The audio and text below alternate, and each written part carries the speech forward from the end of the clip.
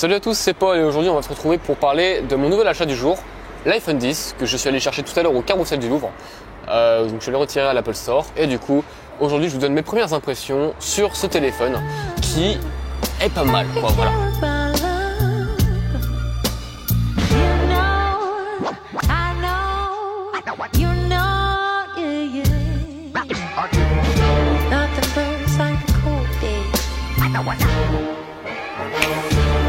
Donc évidemment c'est que mes premières impressions, hein. Un test arrivera plus tard, mais là bon j'ai pas trop eu le temps de le tester complètement. Par contre je peux vous donner mes premières impressions, notamment sur l'appareil photo, Face ID, ainsi que le téléphone en lui-même, voilà.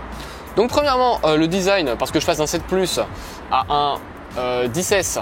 Au début j'ai voulu acheter un 10S Max, mais je me suis dit non, aujourd'hui Paul tu vas essayer un téléphone un peu plus petit que d'habitude, parce que l'écran fait quand même 5.8 pouces, du coup il est plus grand que le 7 Plus.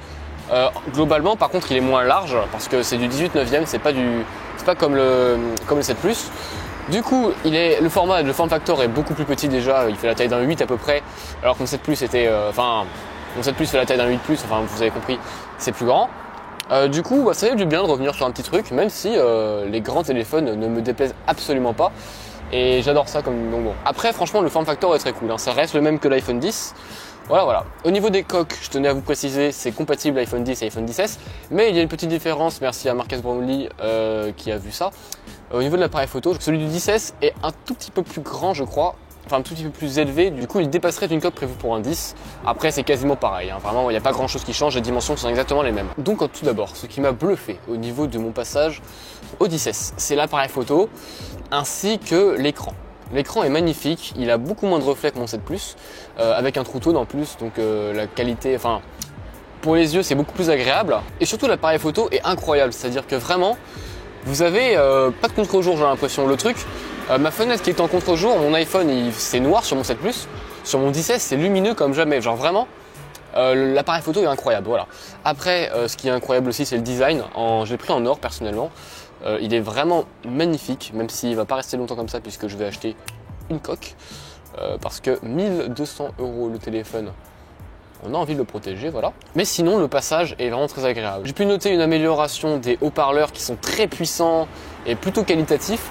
Quand on met pas au maximum, déjà c'est fort et le son reste clair et agréable à écouter. Vraiment c'est un plaisir ça premièrement. La fluidité est très cool, Face ID est très rapide. Je préfère largement Face ID à Touch ID maintenant, même en 5 heures là je m'y suis fait. C'est beaucoup plus agréable à utiliser, on n'a rien à faire, juste à regarder l'écran quoi, ce qui est totalement naturel. Du coup c'est un point fort. J'ai pu tester un emoji, c'est très cool, ça ne sert à rien mais c'est cool.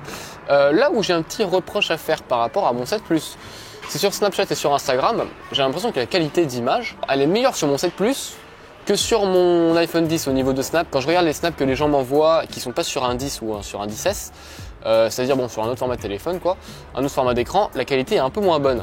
Du coup, enfin c'est pareil du coup sur le 8 Plus évidemment et sur le 8. Du coup j'ai l'impression que les écrans borderless sur Snap et sur Instagram, ils ont un peu plus de mal au niveau de la qualité qu'ailleurs. Mais sinon ça reste une très bonne qualité, hein. Moi quand j'en envoie, sa qualité est parfaite, c'est juste au visionnage des gens qui ont un téléphone antérieur à un écran borderless, la qualité est moins bonne. Sinon, outre la caméra, le haut-parleur et l'écran, la puce est très réactive, hein. J'ai pu faire tourner quelques jeux, aucun problème dessus, évidemment et heureusement pour le prix. Même si je ne joue pas beaucoup sur mon téléphone, mais du coup, vous pouvez y aller tranquillement, hein. Vous avez le téléphone le plus puissant du moment, bien plus puissant qu'un Note 9, qu'un S9 Plus, etc., etc. Du coup, vous n'aurez aucun mal à faire tout ce que vous voulez avec ce téléphone. Voilà. Après, du coup, ça reste un iPhone 10, hein. Ma prise en main est excellente. J'ai aucun reproche à faire à ce téléphone. La batterie, j'ai pas pu encore la tester, ni l'appareil photo de nuit. Mais du coup, pour l'instant, c'est tout ce que je peux vous dire sur le sujet.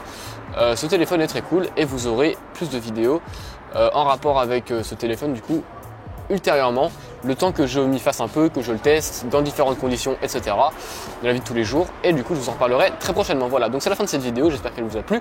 Si c'est le cas, n'hésitez pas à vous abonner. Moi je parle de high-tech et si t'es déjà abonné, like la vidéo, et même si t'es pas abonné, si elle t'a plu, si t'as la moindre question, pose-la en commentaire, j'y répondrai avec grand plaisir.